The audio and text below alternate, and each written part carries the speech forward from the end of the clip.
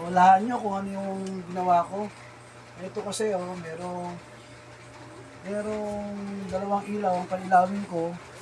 Dalawang return to, isang hot, ng switch, tapos may ilaw para sa ilaw. Dalawa lang yung ilaw rito.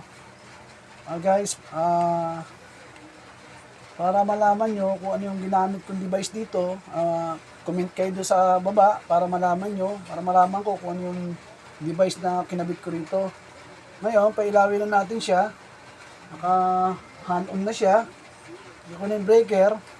O guys, tinan nyo. Guys, dalawang return. Umilaw na kagad. Pagka inon ko, umano yung pula.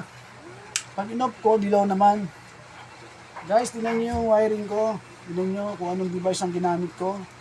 Comment sa baba para malaman ko kung anong device ang ginamit ko dito. Maraming salamat sa video.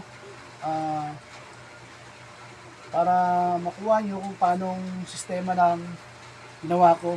Maraming salamat.